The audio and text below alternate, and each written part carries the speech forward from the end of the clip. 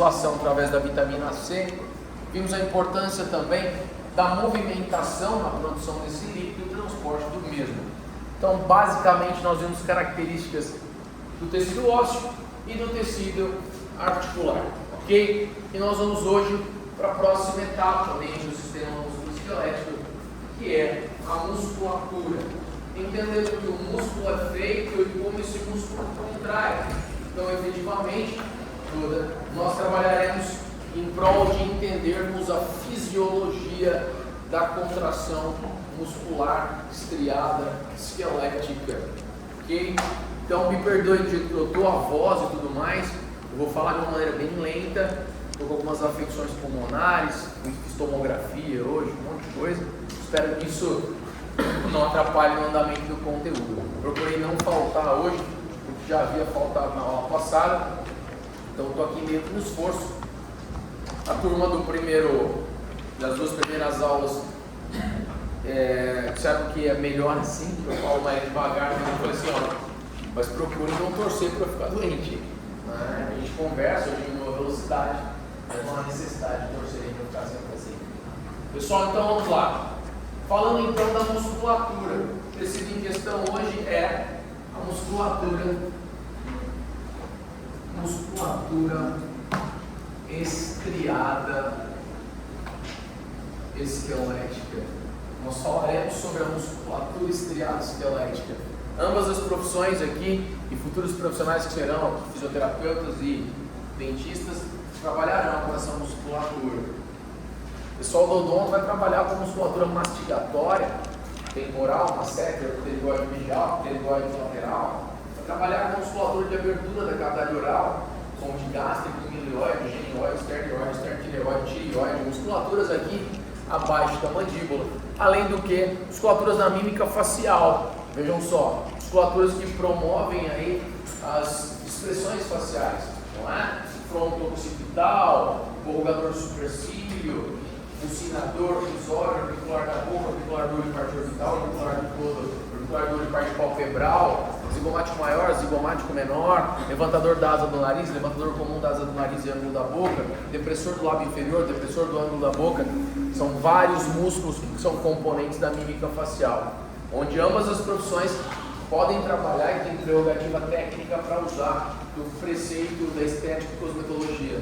Ambas as profissões podem aplicar toxina botulínica, tóxica, Clostridium botulinum notivoar, e ambas as profissões também poderão trabalhar com ácido hialurônico, com preenchedores, além do que fio de PDO e outras técnicas ali dentro do âmbito ali da modelação, não é?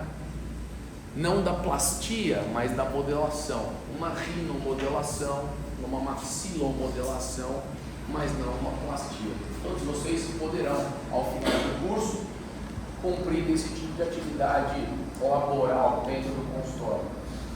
Então vamos falar como esse músculo, como ele funciona.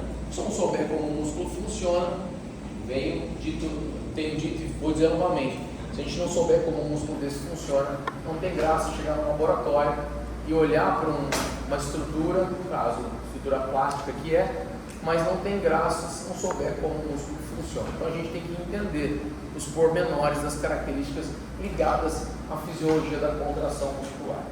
Nós temos que entender que o músculo estriado, ele é assim chamado porque em um aumento na microscopia óptica convencional, você tem um intercalo entre pesos diferentes de cadeias proteicas diferentes, o que faz com que esse músculo ele possa ser observado como estriações, zebrado, um músculo zebrado pela diferença em quilodáltons de que cada proteína carrega consigo. Proteínas leves, cadeias proteicas pesadas, leves novamente, pesadas novamente, que quando coradas em hematoxilinos epiherris ou outros corantes ali específicos para a musculatura, você nota a diferença proteica entre as cadeias leves e pesadas. Por isso que a musculatura é chamada de musculatura estriada. E esquelética, obviamente, porque está fixa, não é? Ela está condicionada a estar ancorada no tecido ósseo, no tecido esquelético. Nós temos outras musculaturas estriadas também, que não esqueléticas são, como por exemplo a musculatura esquelética a musculatura estriada, cardíaca. Ela é estriada também, mas não carrega características esqueléticas, mas sim cardíacas. Mas isso é um ponto para outra aula. Nós faremos então nós iremos diferir o que é uma musculatura esquelética de uma lisa, de uma estriada cardíaca. Mas no momento agora o foco principal da aula é a estriada esquelética. Pode ser bíceps, tríceps, quadríceps, isquiotibiais, qualquer uma das musculaturas que eu citei da mímica facial ou do fechamento da abertura da boca, como eu disse antepouco, quaisquer uma delas que trabalhe com o sistema ósseo, esteja integrado ao sistema locomotor, é uma musculatura estriada esquelética. Sendo assim, ela é um conjunto proteico. É diferente de um tecido como o tecido epitelial, um tecido como o tecido da massa hepática, ou da massa pancreática, ou o tecido do parênquima pulmonar, onde esses tecidos são formados por contingente celular, agregados de células. A musculatura estriada esquelética não é formada por um agregado de células, é formada por um agregado proteico. Então, o músculo do teu braço, da tua perna, o músculo que abre ou fecha a sua boca, a musculatura da sua expressão facial é formada por um agregado de proteína. E toda proteína é formada por um agregado de aminoácido, não é mesmo? Eu preciso de um conjunto de aminoácidos para poder formar uma proteína. Quais são os aminoácidos principais para a formação proteica? Nós temos isoleucina, leucina e valina. Esses 3 aminoácidos competem a formação das proteínas que daqui a pouco nós estruturalmente analisaremos. Então, quais são os 3 aminoácidos principais na confecção da musculatura do teu braço, da tua perna, do teu rosto? Esses aminoácidos são isoleucina, leucina e valina. Eles são conhecidos como aminoácidos de cadeia ramificada. São conhecidos como aminoácidos de cadeia ramificada. Isso significa que o poder gregário é muito grande. A junção que eles são capazes de realizar é uma junção por força de polo, uma aproximação molecular muito substancial. Então, basicamente, são os aminoácidos que vocês encontram, inclusive, no BCAA, aquele suplemento que você usa para poder ir na academia. E sim, lamento muito dizer, vocês estão gastando dinheiro à toa, porque não funciona para aumentar a massa muscular. E nem o whey protein também não funciona para aumentar a massa muscular, desde que você tenha aí um gasto energético convencional e o teu consumo alimentar possa suprir essa necessidade. Essa suplementação não vai funcionar. Você tem que ter um gasto energético e uma demanda de contração muito maior do que a convencional que tem. A creatina ajuda, não? A creatina ajuda. Os suplementos que ajudam no ganho de massa muscular, mesmo que indiretamente, são a creatina, o bicarbonato, a cafeína para ganho de resistência em provas de endurance, não é? E também a beta-alanina. Qualquer dia eu me comprometo a ministrar um mini curso de suplementação esportiva para vocês. Muito bem, já são muitas promessas, né? Um curso de laser, de botox e agora de suplementação esportiva. Espero que me cobrem. O pessoal dos anos anteriores cobram, né? E já cobraram e eu cumpri com a minha promessa. Então vamos lá. O que nós temos aqui para identificar? De que um músculo como o do seu braço ou da sua perna, ele é formado por um agregado de quê? De aminoácidos. E esses aminoácidos são formadores de proteínas. E essas proteínas são formadoras de sarcômeros, e os sarcômeros de fibras, as fibras de feixes e os feixes de músculo. Então nós estamos começando, vejam só, nós estamos começando da menor para maior estrutura. Vamos ver se me fiz claro. Nós começaremos com aminoácidos para que possamos terminar em quem? Em um músculo. Tá? Então, por exemplo, aqui nós temos um músculo seccionado, transeccionado, um corte transversal, como vocês já viram em planos e eixos, e esse músculo é formado por um conjunto de feixes, olha só. E um feixe, obviamente, é formado por um conjunto de fibras. Olha lá, isso é uma fibra. Então aqui eu tenho um músculo, aqui eu tenho um feixe e aqui eu tenho uma fibra muscular, correto? Então, se eu pegar o meu bíceps braquial, cabeça longa, que é a cabeça lateral, que sai do tubérculo supraglenoidal do rádio, se eu pegar esse bíceps, eu estou pegando um músculo. Um músculo como esse é formado por um conjunto de feixes. É como se fosse um cabo telefônico. Quando você corta um cabo telefônico, você tem um conjunto de fiozinhos lá dentro, não tem? Tem, organizados em feixes. É a mesma coisa. Se eu pegar o músculo da tua coxa e cortar, colocar no microscópio, você tem um músculo formado por um conjunto de feixes e cada feixe desse é formado por um conjunto de fibras musculares. Se nós aumentarmos essa fibra no microscópio, nós observaremos uma estrutura assim, uma fibra. E uma fibra, ela é formada por um conjunto de sarcômeros. Então prestem muita atenção que isso vai longe, mas vai muito longe. Tá? Então deem uma olhada no que eu estou desenhando. Eu estou desenhando estruturas que são chamadas de unidades funcionais da musculatura estriada esquelética.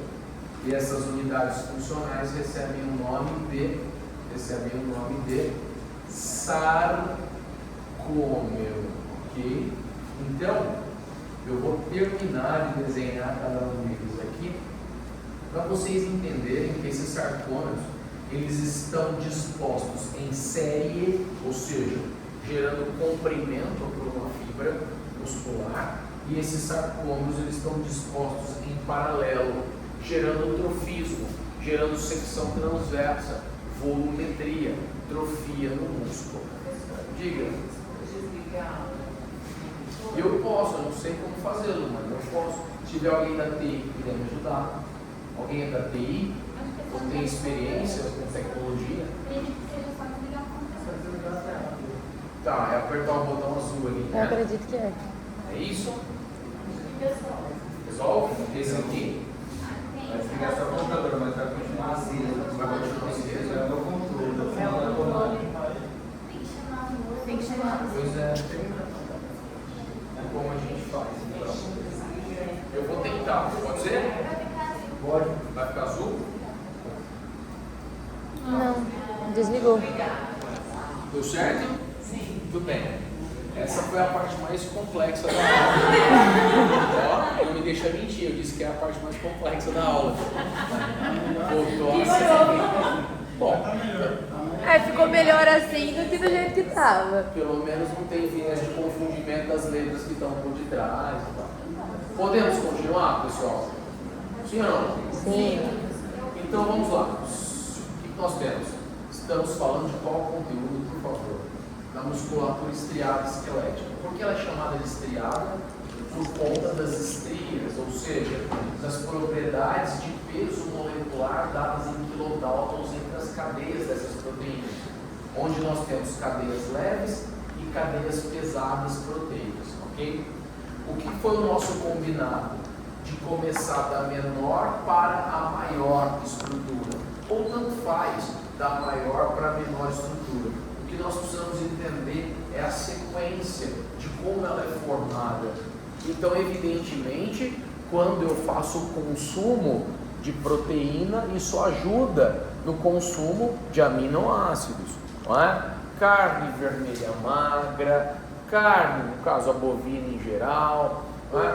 a carne das aves, isso tudo, os ovos, leite derivados, são todas fontes proteicas importantes, principalmente as de origem animal, que trazem consigo o quê? Os aminoácidos que foram citados. Não é? Então, quais são esses aminoácidos? Novamente, isoleucina, leucina e valina. Esses aminoácidos, eles formarão o quê? Proteínas, correto? Formarão proteínas. E quais são essas proteínas que nós temos? Vejam só quais são elas. Nós temos a miosina, nós temos a actina, nós temos a troponiosina, nós temos a troponina C, nós temos a nebulina, nós temos a titina. Todas essas são proteínas. Então, mais uma vez, aminoácidos são formadores de proteínas. Proteínas são formadores de sarcômeros. Sarcômeros são formadores de fibras, fibras de feixes e feixes formadores de músculo. Tudo bem? Entenderam a sequência? Aminoácidos são formadores de proteínas. Proteínas são formadoras de sarcômeros. Sarcômeros são formadores de fibras, fibras de feixes, feixes do próprio músculo. Ok? Nós temos que saber que os aminoácidos são quem? Isoleucina, leucina e valine. As proteínas são a quitina, miosina, tropomiosina, troponina C, nebulina e titina. Nós temos que saber que os sarcômeros são o conjunto de cada uma dessas proteínas quando somadas, e os sarcômeros quando somados formam as fibras quando somadas os feixes quando somados formam os músculos. Tudo bem? Então o que nós temos lá no nosso microscópio? Nós temos uma fibra, correto? Eu peguei uma fibra e aumentei no microscópio. Tudo bem? Estão acompanhando? E se eu pegar um sarcômero desse, professor, como é que seria o comportamento de um sarcômero como esse?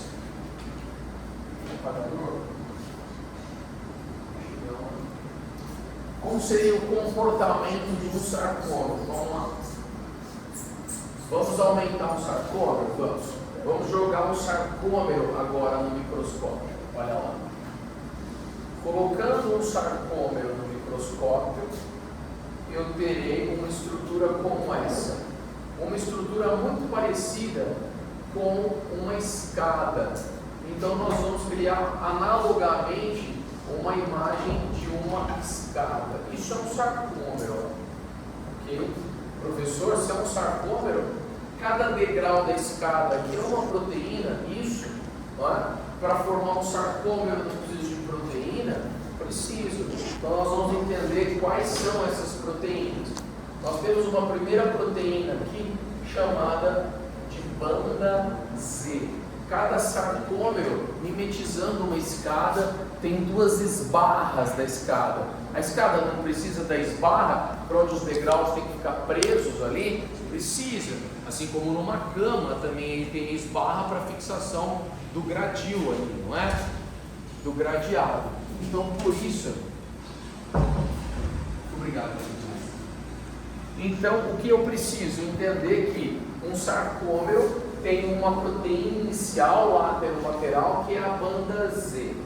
Ele possui também uma proteína central aqui no sarcômero chamada de banda M. M porque é uma banda média, uma banda que está no meio. O sarcômero também possui esses degraus da escada laterais aqui. Esses degraus são chamados de actinas, filamentos de actina. E os degraus do meio são chamados de filamentos proteicos de miosinas. Então eu tenho banda Z, banda M, actinas formando os degraus laterais e as miosinas formando os degraus centrais. Além disso, eu tenho uma outra proteína que é a tropomiosina. A tropomiosina ela fica enovelada na actina, olha só, é uma proteína helicoidal em formato de hélice. Veja, essa então passa a ser uma proteína enrolada na actina chamada de tropomiosina, olha só. E eu tenho mais uma proteína em formato de cacho de uva, aqui ó, em formato de bolinha, olha como ela é distribuída. Ela é distribuída e fixa nessa tropomiosina, que é essa proteína em novelo, enovelada em espiral, olha só. Então eu tenho esta outra proteína, olha lá, cheia de bolinha, que é uma proteína em formato de copo, toda em formato de bolinha. Acho que deu para entender, Essa proteína aqui é a famosa troponina C. Além disso, cada proteína aqui de miosina, centralmente posicionada, ela tem uma dupla banda proteica, não é uma só, é um duplo filamento de miosina. E esse duplo filamento de miosina, ele se estende e forma um braço. E ao final do braço tem uma cabeça. Ele se estende e forma um outro braço. E ao final do outro braço tem outra cabeça. E forma um outro braço com outra cabeça, um outro braço com outra cabeça. Isso para um lado da banda M, como também forma um braço e uma cabeça para o outro lado da banda M. Olha só. Essa é a nossa miosina, um pouco mais complexa do que as outras proteínas, porque tem uma dupla banda proteica com braço e cabeça. O que nós temos que entender de tudo isso, professor? Me explica. Vocês têm que entender como é que funciona a contração da musculatura. Por que que o músculo contrai? Como o seu músculo contrai? Bom, definitivamente, para o músculo contrair, eu tenho que aproximar o ponto A do ponto B, concorda comigo? Porque se eu afastar o ponto A do ponto B, eu não estou contraindo, eu estou o quê? Alongando, correto? Então eu tenho que aproximar o ponto A de uma fibra do ponto B. Eu tenho que aproximar o músculo para poder contrair. Como é que eu faço para aproximar? Significa que cada sarcômero desse tem que o quê? Encurtar, correto? Uma banda Z com a outra banda Z, ela tem que o quê? Ela tem que encurtar. Então, sem dúvida nenhuma, eu preciso gerar algum tipo de mecanismo para aproximar uma banda Z da outra. E como é que eu produzo isso? Como é que eu faço para aproximar uma banda Z da outra? Vamos ver como isso acontece? Como é que eu faço para chegar com essa banda Z próxima da banda M e essa banda Z próximo da banda M? Tudo depende de um potencial elétrico. O teu músculo não consegue contrair sem um potencial elétrico. A gente já viu quanto a eletricidade era importante na formação da massa óssea, não vimos? Através do efeito piezoelétrico. Pois então, o efeito elétrico também é transformador para a musculatura. Olha só quem eu acabei de desenhar descendo aqui. Quem eu acabei de desenhar descendo foi um neurônio chamado de motoneurônio alfa, um neurônio motor. Significa que dentre as complexidades cerebrais, você motiva o movimento voluntário, você integra o movimento voluntário, você programa esse movimento que quer executar e executa na musculatura. E esse sinal é um sinal eletroquímico. Há uma descida de um potencial elétrico por esse nervo e uma substância química envolvida. De quanto é um potencial elétrico de excitabilidade de um músculo? Aproximadamente mais 30 milivolts. Então, com mais 30 milivolts, eu consigo despolarizar o neurônio e despolarizar a fibra muscular. Só que tem um porém. Esse músculo não é um conjunto de células. Não. Esse músculo é um conjunto de proteínas. Então eu não tenho uma membrana celular para esse nervo poder se juntar, se unir, não é? Então eu preciso de uma interface. Por isso, entre a inervação e o próprio músculo, eu tenho o que nós chamamos de placa motora. Professor, você quer dizer que esse nervo não é capaz de diretamente se inserir? Esse nervo não é capaz de diretamente se insercionar no músculo? Não. Esse nervo se insere aonde? Numa placa motora, e essa está grudada no músculo, não é? Saca eletrocardiograma, que você coloca o fio num PET adesivo, num adesivinho redondinho, é a mesma maneira, só que microscópico. Então eu tenho uma interface aqui para poder fazer a junção de uma inervação motora para uma fibra muscular. E isso se dá através dessa estrutura que eu já comentei e citei, que é a placa motora. Qual é o grau de importância? Muito importante. O que essa placa motora traz de importante, de tão importante? Eu já mencionei, esse potencial elétrico não tem só eletricidade, é um potencial eletroquímico. Então você tem mais 30 milivolts, né, cumprir com a competência elétrica, e você tem a substância química envolvida. Você tem um neurotransmissor ali. E qual é esse neurotransmissor? Utilizaremos a sigla desse neurotransmissor, que é a ACH, é a acetilcolina. Vocês já ouviram falar de acetilcolina. A acetilcolina é o principal neurotransmissor excitatório para a musculatura estriática elétrica. Professor, então quando eu penso em realizar um movimento voluntário, pela minha inervação, desce potencial elétrico? Desce. Desce substância química? Desce. Qual substância química? Acetilcolina. Então, a acetilcolina mais um potencial elétrico satisfatório ali com mais 30 milivolts é capaz de propagar um potencial de ação. E aí, essa acetilcolina é natural que ela deva ter receptores colinérgicos.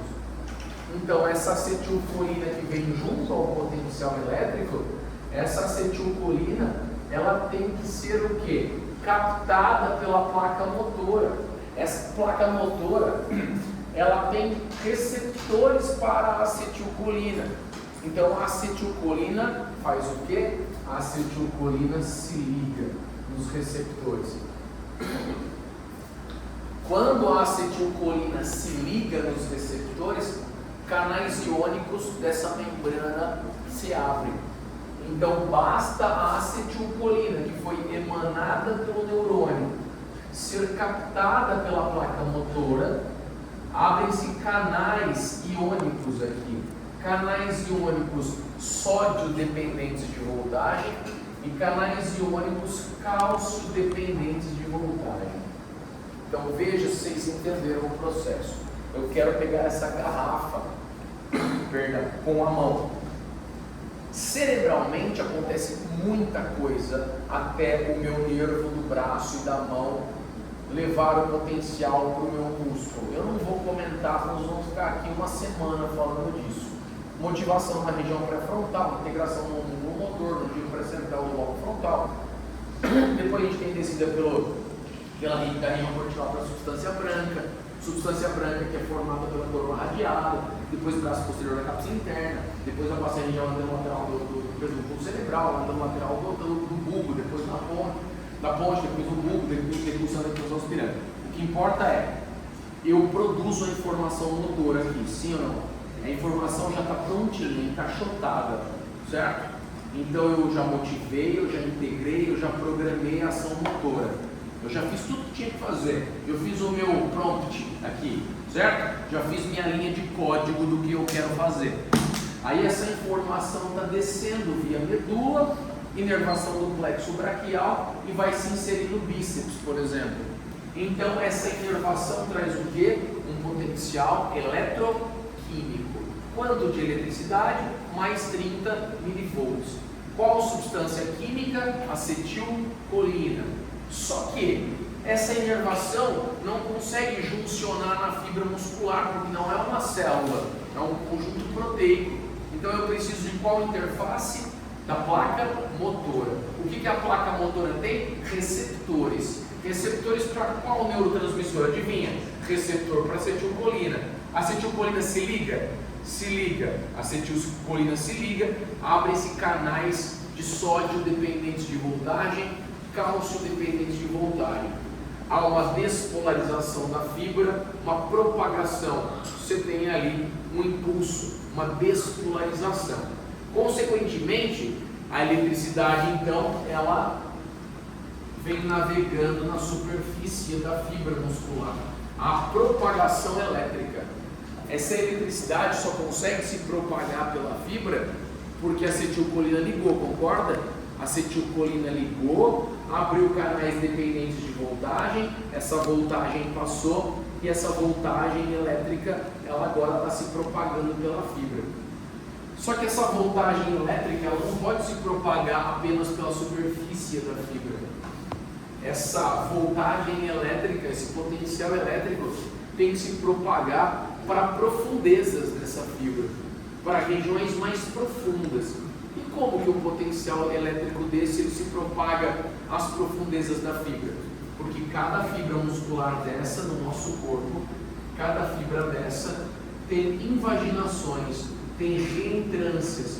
Olha só, cada fibra muscular dessa no nosso corpo tem estas áreas aqui, ó, áreas de reentrância na fibra, ok? Claro que eu desenhei só em cima e embaixo, mas é natural que uma fibra é tridimensional. Então você tem, claro, que perfurações ao longo de toda a fibra muscular.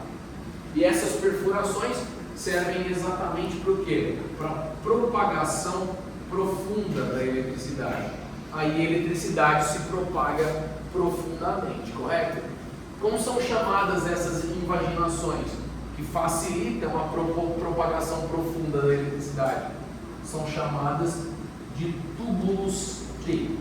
Os túbulos T, então, são prolongamentos ali do meu sarcolema. Os túbulos T são prolongamentos da minha fibra muscular em sentido ao centro do meu músculo, facilitando essa propagação elétrica interna. Mas, professor, eu não entendi qual é o objetivo disso. É isso que eu vou dizer agora. Qual é o objetivo desse potencial elétrico ser propagado para a região interior de uma fibra? O objetivo é que esse potencial elétrico alcance bolsinhas, vesículas que armazenam cálcio. Dentro do músculo, nós temos retículos que armazenam cálcio. E esses retículos são chamados de retículos sarcoplasmáticos. Vamos lá. As bolsas, então, que armazenam cálcio dentro de uma fibra muscular são chamadas de retículos sarcoplasmáticos. Muito bem, professor. Mas é simples assim? Não. Nós vamos ampliar agora. Nós iremos ampliar o quê? Nós ampliaremos o túbulo T e a bolsinha de cálcio. Então, o túbulo T aqui e as bolsinhas de cálcio aqui, ok? Houve propagação do potencial elétrico. O potencial elétrico propagou para quê? Para tentar sensibilizar essa bolsinha de cálcio de alguma maneira. Como irá sensibilizar? Eletricamente. Por isso, nós temos aqui proteínas que revestem o túbulo T por dentro. Olha só, que interessante. Nós temos uma parede proteica de revestimento dos túbulos T. Todos os túbulos T têm esse mesmo revestimento proteico por dentro. Essa proteína é chamada de dihidropiridina. O que é a dihidropiridina? É a proteína de revestimento interno do túbulo T, sim ou não? E nós temos proteínas também que revestem internamente o retículo sarcoplasmático. Essas proteínas que revestem internamente o retículo sarcoplasmático, elas são chamadas de rianodina. Veja. Então, qual é a ação da eletricidade? A eletricidade, quando permeada por dentro do túbulo T, gera uma mudança conformacional em quem? Na dihidropiridina. A dihidropiridina, ao invés de ficar no formato de bolinha, ela fica o quê? Ela fica compridinha, que nem um bastãozinho. E ela empurra a proteína que dentro está do retículo sarcoplasmático, que é a rianodina. Então a dihidropiridina muda o seu formato, empurra a outra proteína de revestimento do retículo. O retículo faz o quê? Abre. Se o retículo abre, quem sai? Adivinha quem sai? Quem está lá dentro, né? Cálcio. Então o cálcio sai. Então, professor, você quer dizer que tudo isso está acontecendo para o cálcio sair de dentro da sua bolsinha? Sim. Vamos revisar novamente. Para você contrair teu bíceps, o que você precisa? De um potencial eletroquímico. Precisa de eletricidade? Precisa. Quanto de voltagem precisa para o meu mix? Mais 30 milivolts. Precisa de substância química? Precisa. Qual é o nome da substância química? Acetilcolina. Essa acetilcolina, ela consegue se ligar na superfície da fibra de maneira direta? Não. Precisa de quem? Da placa motora. Na placa motora eu tenho receptores para quem? Para acetilcolina. Ela se liga? Sim. Abrem canais dependentes de voltagem? Sódio e cálcio dependentes de voltagem. A voltagem entra? Entra. O potencial elétrico ele pode ficar só na superfície da fibra? Não. Ele tem que adentrar através de quais invaginações? Os túbulos T. Por que a eletricidade tem que permear o túbulo T? Para poder mudar o formato de quem? Da dihidropiridina. Automaticamente empurrando quem? A rianodina. E automaticamente abrindo o retículo. Se quem está lá dentro é o cálcio, quem sai de lá de dentro? O cálcio. Aí pergunto, esse cálcio saiu de cada retículo desse, tive a saída de cálcio. O cálcio vai ficar sobrenadante na fibra muscular, perdido, a deriva? Não. Esse cálcio tem que ter afinidade por alguém, não é? Por que vocês acham que esse cálcio tem afinidade dentro de uma fibra muscular? Por que o cálcio tem afinidade dentro da fibra? Pelas proteínas? Pelas proteínas? Pelas proteínas, naturalmente. Olha quantas proteínas a gente tem ali. Quais são elas? A quitina, miosina, troponina C, tropomiosina, titina, nebulina. Aliás, nem desenhei a titina e a nebulina. A nebulina está aqui, fixa a maquitina na banda Z. Isso aqui é a nebulina. E a titina, ela vai ajudar na fixação da miosina na banda Z. Tá? Onde o cálcio se liga ali no sarcômero? O cálcio tem afinidade por quem no sarcômero? Pelas proteínas. Ele vai se ligar entre todas, né?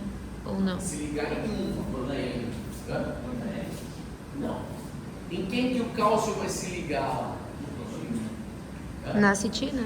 Não. Pensa um pouco. Não.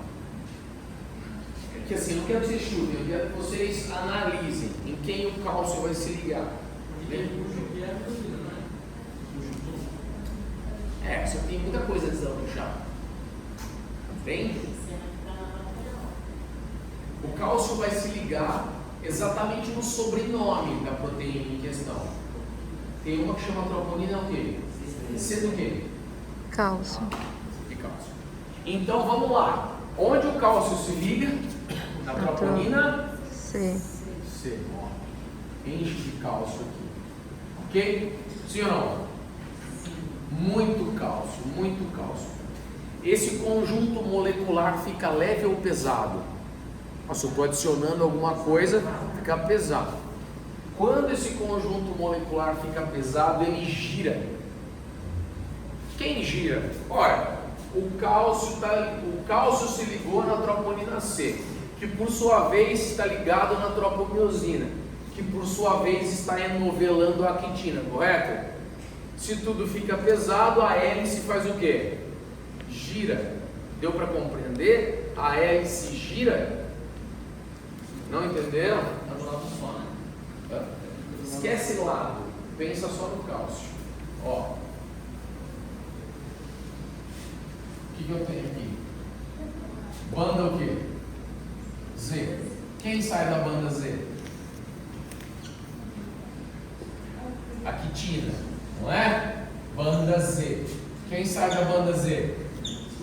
A quitina. Qual é o filamento do meio? Meio miosina. Quem está enrolado na quitina? Tropomiosina. Quem está de proteína na tropomiosina? Em cacho de uva? Troponina C. Onde é que o cálcio se liga de tudo isso aqui? Na troponina C. Isso aqui fica leve ou pesado? Pesado. Isso faz o quê? Gira. Gira gira em torno do seu próprio eixo, deu para entender? Gira em torno do seu próprio eixo. Para que gira? Para acontecer o quê? Para acontecer um movimento do músculo. Mas como? Para que isso gira? Não, ele está contraindo quando a banda Z aproxima. Por que isso gira? Isso gira porque esses anéis aqui, ó, esses anéis, eles estão cobrindo sítios ativos da actina, sim ou não? Eles estão escondendo sítios ativos da actina. Não sei se eu me fiz claro. Não me fiz claro? Vou fazer isso. Alguém tem um caderno de espiral? Tem. O que é espiral? Espiral. Ó, veja só.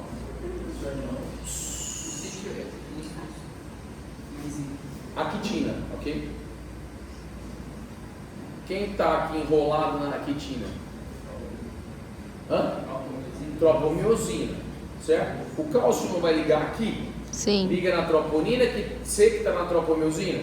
Isso aqui não fica pesado? O que acontece? A espiral faz o quê? Gira. E quem aparece que estava escondido atrás? É que eu não consigo fazer pintinha aqui, que é tudo pretinho. Mas imagina que eu tenho vários sítios ativos aqui, vários locais aqui.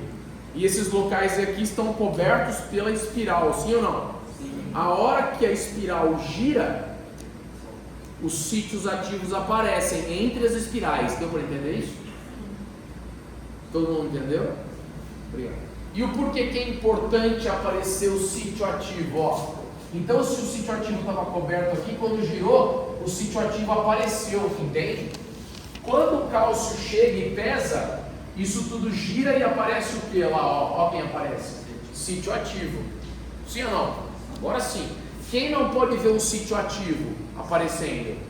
A cabeça da miosina, ó. A cabeça da miosina não pode ver um sítio ativo que quer se ligar. Deu para entender? De um lado e de outro. O que cada cabeça da miosina traz consigo? Energia. O que cada cabeça da miosina traz consigo? Energia, em formato de ATP, adenosina trifosfato. A ligação é uma ligação covalente. Essa ligação puxa quem? ATPase miosínica, que é uma enzima que quebra o ATP em adenosina de fosfato mais piruvato. Isso libera o quê? Energia. Uma energia que era química e que se transforma numa energia cinética. Por isso, acopla a cabeça da miosina no sítio ativo e aí esse movimento ocorre em direção à banda M. Desacopla, acopla nos outros sítios ativos e gera esse movimento. Com isso, o que acontece com a banda Z? Aproxima. Mas um sarcômero aproximando não acontece nada, mas todos eles aproximando, a fibra encurta. Todas as fibras encurtando, um músculo, um feixe encurta, todos os feixes, um músculo encurta. E aí o músculo contrai. Diga. Está espreguiçando. Ah, professor, mas mesmo assim eu não entendi. Eu sei. Por que acontece isso? Eu não vou explicar coisas fora do ponto, vai demorar. Eu vou falar de hipertrofia, de atrofia e adaptação muscular. Só que primeiro vocês precisam entender o quê? A fisiologia para entender a adaptação. Se não ficou claro fisiologia para todo mundo, não dá para falar de adaptação. Então vamos de novo. Até que todo mundo possa entender como a musculatura do braço de vocês, da perna, da boca, da expressão facial possa o quê? Funcionar. Se vocês não entenderem isso, vocês não vão entender como o Botox funciona. Se vocês não entenderem isso, vocês não vão saber como o enxerto muscular funciona. Não sei quem vai para a cirurgia bucomaxila. Se vocês não entenderem isso, vocês não vão entender muita coisa. Precisa entender sobre músculo, ok? Então, tem que entender como o músculo funciona. Ah, professor, mas eu botei em fisiologia. Provavelmente não vai ser comigo, porque eu não vou ter carga horário para isso. Então, eu já quero me eximir da responsabilidade de dar errado. Então eu quero que dê certo. Então, primeiro, o que eu tenho? Músculo, correto? Músculo no corpo todo. Como é chamado o músculo que a gente está estudando? De novo. Músculo estriado esquelético. Estriado Esquelético. esquelético. É um músculo, não é? Ele é estriado por quê? Por que o músculo é chamado de estriado? Oi? Pode falar. Feixe? Não, porque tem formato de estria. Não é? E por que ele tem formato de estria quando visto no microscópio? Porque As proteínas. ele tem um intercalo, né? De proteínas. Intercalo entre proteínas que são pesadas e proteínas que são leves. Ah, professor, já entendi. Então quer dizer que aquela cadeia de miosina é pesada? É. Aquela cadeia de actina é leve? É. Não tem um monte delas? Actina, miosina, actina, miosina, actina e miosina. Então, quando você olha um aumento de 40 vezes no microscópio, parece o quê? Uma estria. Sim ou não? Sim. Alguém sabe o que é uma estria? Sim. Olha para aquela cortina ali atrás, ó. Cortina, que aliás está usando esse tipo marrom. É brincadeira. É porque eu estou usando, ó, uma piada, penso. O que aquela cortina ali, ela está, em outras palavras, para quem trabalha com moda, aquela cortina está plissada. Não é isso? Não é? Vejam só. Vamos voltar. Então ela tem estrias, correto? Sim. Proteína pesada? Leve. Pesada? Leve. Pesada e Leve. Então é uma musculatura o quê? Estriada. E por que ela é chamada de esquelética? Porque ela faz contrair o coração? Não. Não, senão ela seria musculatura estriada o quê? Cardíaca. Musculatura estriada o quê? Esquelética porque está fixo em quem? Nos ossos. Tudo bem o nome do músculo? Beleza.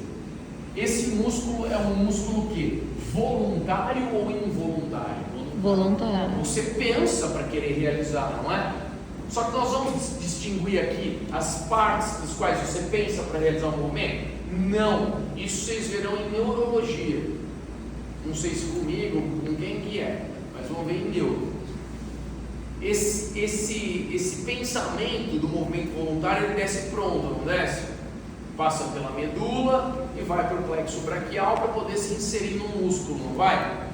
Então isso vem através de quem? De um potencial o quê? Precisa ter eletricidade? Sim. Precisa. Quantos milivolts de eletricidade está conduzido pelo meu nervo? Mais 30 milivolts, correto? Eu preciso de substância química envolvida? Sim. Qual é o neurotransmissor? Olha o nome dessa palavra. Neurotransmissor. Substância neural que transmite. Qual é o nome do neurotransmissor? Acetilcolina. Muito bem.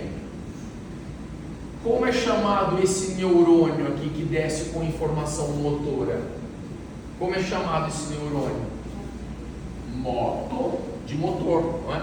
Motoneurônio do tipo alfa, bem calibroso, bem grosso, uma internet de banda larga, não uma internet de escada, deu para entender?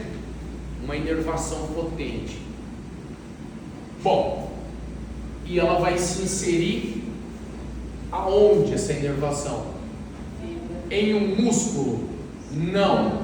Em um feixe? Não. Em uma? Tudo bem, mas em uma fibra muscular, não é? Então isso que eu desenhei é o que no músculo? Uma fibra. Ela se insere direto no músculo, ou melhor, direto na fibra? Não, porque se fosse uma célula, sim, mas é pura proteína, não é? Então eu preciso ter quem aqui? Uma plaquinha. Qual é o nome dessa placa? Placa motora. Placa Motora. Essa placa motora tem receptores? Sim. Tem, né? Também pela entonação da frase? Tem. Receptores para quem? Receptores para quem? Esses receptores dessa placa tem que receber quem? Acetilcolina. Todos concordam que tem que receber acetilcolina? Que está navegando pelo nervo? Então vem a acetilcolina e se liga nos receptores colinérgicos. Sim ou não? Quando a acetilcolina se liga o que abre aqui? Canais iônicos dependentes de voltagem.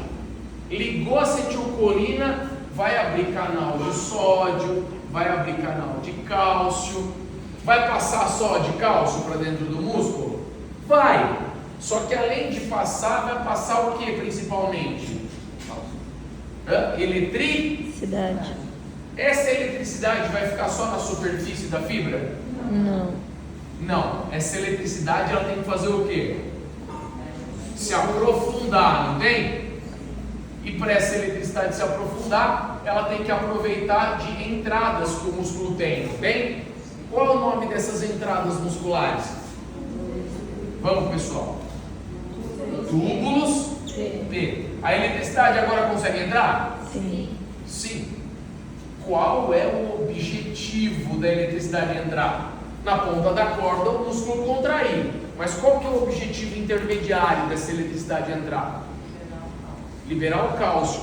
E como essa eletricidade faz isso? Essa eletricidade excita proteínas aqui dentro do túbulo, não excita? Como são chamadas as proteínas dentro do túbulo? Isso mesmo, dihidropiridina. Eu não tenho retículo sarcoplasmático do lado do túbulo? Tem proteína dentro do retículo? Como é que são chamadas? Rianodina. Então a dihidropiridina excita a rianodina abre a membrana da bolsinha do cálcio, quem sai?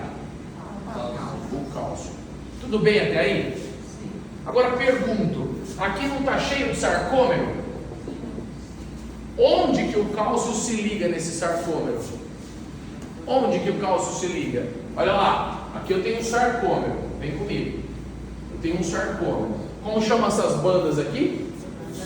Banda Z e banda Z. Como chama a banda do meio? Banda M. Como são chamadas as proteínas que formam os degraus aqui fixos na banda Z? Como? Actina. Qual é o nome da proteína que fica no meio? Miosina. Qual é o nome da proteína que fica enovelada na actina? Lê direito no caderno, está escrito aí. Lê. Como? Não, lê, você escreveu. Tropomiosina. Olha lá. Tropomiosina. Tem alguma coisa fixa nessa tropomiosina? Sim. Uma proteína? Como é chamada?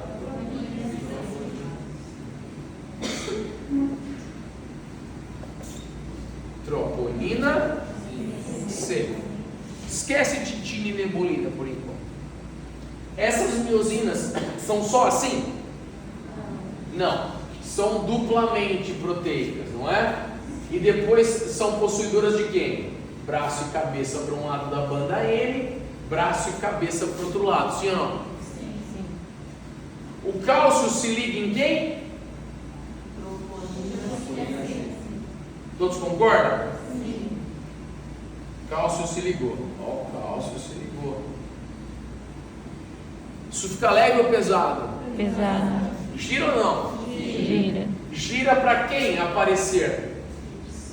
Sítio ativo. Porque antes os sítios ativos estavam o quê? Escondidos abaixo do anel espiralado. Girou, apareceu. Quem não pode ver um sítio ativo? O que é isso aqui? Cabeça de quem? Cabeça da miosina. Quem não pode ver um sítio ativo é a cabeça da miosina. Se liga de um lado e se liga de outro. Libera energia? Libera, porque cada cabeça aqui tem ATP. Quebrou a ATP, liberou energia. Uma energia que era química e virou energia o quê? Cinética. Nossa, mas como é que dobra essa cabeça? Porque aqui embaixo você tem uma dobradiça distal e uma dobradiça proximal. Consequentemente, se ligou e dobrou, puxou quem? A banda Z. O músculo fez o quê? Contraiu. É difícil? Óbvio que não. E a partir desse pressuposto a gente tem que entender agora como o músculo relaxa. Como é que o músculo relaxa? Desaproximando. Sim, desaproximando é ótimo, mas o que faz com que ele desaproxime? Muito bem, 06, fatiou, passou. Ou você tem uma perda de energia, ou você tem gain, ou você tem a retirada do cálcio. Qual das duas coisas ocorre? As duas. Por que teu músculo fadiga? Porque acaba quem? Cálcio. A energia primeiro, não é? Depois o E cálcio. depois o cálcio. E como é que o cálcio volta lá para o retículo sarcoplasmático? Através de uma bomba ATPase chamada de bomba cerca ATPase. Tudo bem? Então o cálcio é um íon o quê? O íon pró-contração muscular. E o magnésio, perdoe-me, o magnésio é um íon o quê? Pró-relaxamento muscular. Porque cálcio e magnésio competem por sítio ativo de ligação.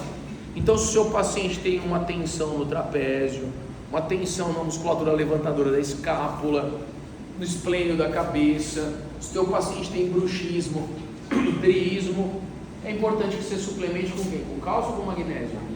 Magnésio. Deu para entender ou não? Não é? São vários os tipos de magnésio. Magnésio treonato, magnésio dimalato, magnésio bisglicinato. Tem que aprender a suplementar paciente, ok? Cada magnésio desse é para uma função. Eu sei que vocês estão ansiosos em entender como a prescrição acontece, não é? Sintomas para poder conjecturar um fechamento de diagnóstico e prescrever, mas não é agora. Agora tem que entender como os tecidos funcionam e a localização desses tecidos. Ah, professor, estava falando do Botox, da toxina botulínica, do Clostridium botulinum do tipo A. Onde o Botox age? O que você acha? Você já brincou de dança das cadeiras quando você era pequena? Ninguém aqui brincou de dança das cadeiras. Você manifesta. Ei, DJ, solta o som. Aí o DJ solta o som, evidentemente. Você tem um número de cadeiras não equivalente ao número de pessoas, uma ou duas a menos. Solta o som e todo mundo fica o quê? Dançando. É necessário isso aqui, né? E aí, parou a música, você tem que sentar. Então você tem afinidade pela cadeira. Tem gente que tem mais afinidade do que outras. Por quem vocês acham que o Botox tem afinidade? Pelo receptor de acetilcolina. Quem senta antes na dança das cadeiras ali na placa motora? Acetilcolina ou Botox? Botox. Se o Botox se liga, tem espaço para a acetilcolina se ligar? Não, se a acetilcolina não se liga, o músculo não contrai. Deu para entender como é que funciona o Botox?